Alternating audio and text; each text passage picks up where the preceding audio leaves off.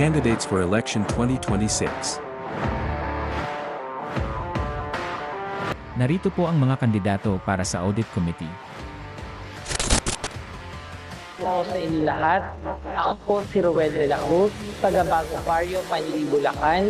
2 taong kasapi po ng ating kooperatiba at ngayon po ay tumatakbo at nagnanais bilang isa sa Audit Committee. Maraming salamat po. Ako po si Maria Ley Hermar ng Siling Matanda, Panli, Bulacan. Ako po ay 29 na taon ng kasapi ng ating kooperatiba. 15 taon na pong naglilingkod bilang officer ng ating co-op. Sa ngayon po ako ay tumatakbo sa Audit Committee. I'm Micaela Marquez, a resident of Mapulang Lupa, Pandi, Bulacan. I have been a regular member since 2021 and have served for 2 consecutive years. So this time, I will be run for Audit Committee. Thank you for your support. Ako po si Eloisa Marie Grace Quintana, taga Siling Bata, Pandi, Bulacan. 7 taon na po akong miyembro ng ating kooperatiba at 3 taong naglilingkod bilang cooperative officer. Ako po ngayon ay tumatakbo bilang Audit Committee.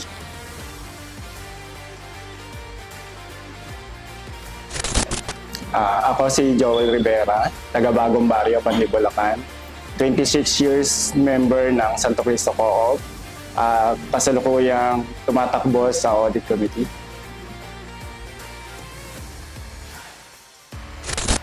Para sa Audit Committee, maaaring bumoto ng 1 hanggang 2 kandidato lamang. Narito po ang mga kandidato para sa Election Committee. Marilyn Vicente Asis, nakatira sa Pandi Residence 2, Bagong Barrio, Pandi, Bulacan. Nasa 3 taon na rin po akong kasapi ng Santo Cristo Co-op. Ang tinatakbo ko ay bilang Election Committee. Magandang umaga po sa inyo lahat.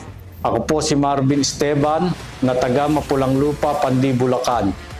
Ako po ay 21 taon ng miyembro ng Santo Cristo Co-op. Ako po naman ay naging officer simula noong March 2022 hanggang sa kasalukuyan. Sa ngayon po, ako ay tumatakbo bilang officer ng Election Committee. Salamat po.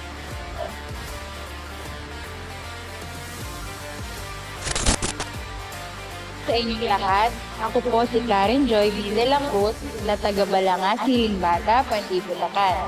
13 years nang kasapi ng Santo Cristo Co-op at 8 years nang naglilingkod bilang officer. Ako po ngayon ay tumatakbo bilang Election Committee.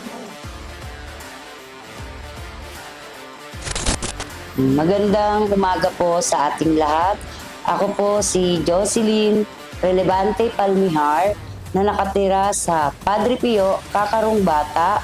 13 taon ng member ng ating kooperatiba at 8 taon na po akong naglilingkod sa ating co-op at ako po'y tumatakbo bilang Election Committee. Maraming salamat po.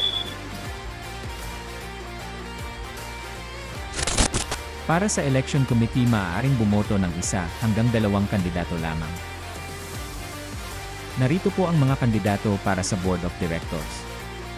Magandang buhay po sa ating lahat. Ako po si Evelyn Ignacio Bucat mula sa Pinagkortilan, Pandi, Bulacan.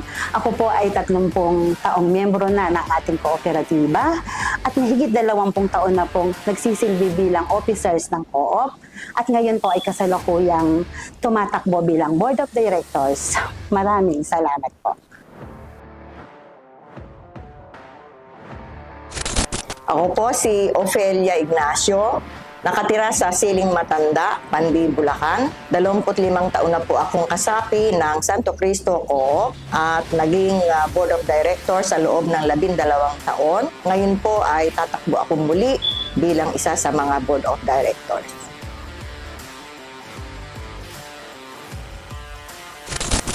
Ako po si Florencio Navarrete Yalong, taga Lisiada, Bustos, Bulacan.